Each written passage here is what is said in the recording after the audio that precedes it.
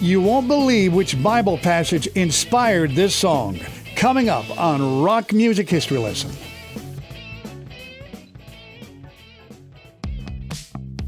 Pete Seeger, a highly influential American folk singer, songwriter, and activist, left an indelible mark on both music and social change. He wrote and popularized many iconic folk songs, including Where Have All the Flowers Gone?, If I Had a Hammer, and Turn, Turn, Turn. Seeger created the song Turn, Turn, Turn in 1959. He recorded a demo in 1960. The song Turn, Turn, Turn to Everything There Is a Season blends ancient scripture with 1960 folk rock. He used text from Ecclesiastes chapter 3 verses 1 through 8 in the Old Testament of the Bible. This passage explores the cyclical nature of life, stating that to everything there is a season, and a time to every purpose under the heaven, a time to be born and a time to die, a time to kill and a time to heal, a time to weep and a time to laugh. In an interview in 1988 with Paul Zollo, Seeger explained, "I don't read the Bible that often. I leaf through it occasionally, and I'm amazed by the foolishness at times and the wisdom at other times. I call it the greatest book of folklore ever given. Not that there isn't a lot of wisdom in it. You can trace the history of people poetically." Unquote. He added the repeated phrase, turn, turn, turn, and the final line, a time for peace, I swear it's not too late, which gave the song a contemporary relevance during the Cold War. In essence, Turn, Turn, Turn is a song that draws on ancient wisdom to reflect the ever-changing nature of life, and its cyclical theme became a powerful anthem for peace and change during a turbulent era.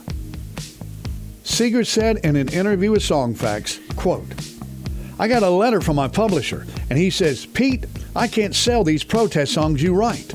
And I was angry. I sat down with a tape recorder and said, 'I can't write the kind of songs you want. You got to go to somebody else. This is the only kind of song I know how to write.' I pulled out this slip of paper in my pocket and improvised a melody to it in 15 minutes. And I sent it to him. And I got a letter from him the next week that said, 'Wonderful, just what I'm looking for.'" Unquote. A folk trio called the Limelighters released an upbeat banjo-based version in 1962. Roger McGuinn of the Byrds created the folk rock arrangement that made the song so popular. The Byrds popularized the song beyond folk circles with their electrified 1965 version. McGuinn and David Crosby of the Byrds created a new arrangement of Seeger's original, but it required over 50 attempts to perfect the sound. Turn, Turn, Turn by the Byrds went all the way to number 1 on the Billboard charts in 1965. Judy Collins' version was released as a single in 1969, included on her album Recollections, and reached number 69 in the U.S., marking its only appearance on the Hot 100 chart aside from the Byrds' rendition. Here's a footnote on how the Byrds got their name. Jim Dixon, the Byrds manager at the time, said, "You guys need to come up with a name for the band." They tried several names, including the Jets. Roger McGuinn says they were sitting at the Thanksgiving table and different names were mentioned. Somebody said the Birdsies, and they said no. Somebody else said the Byrds. Now, in 1964, Byrds was slang for girls, so they changed the spelling to Byrds, and that's how they became the Byrds. If you look in the description box, you'll find a link where you can hear Turn, Turn, Turn by the Byrds. Hey, as always, thank you for watching. Thank you for supporting the channel.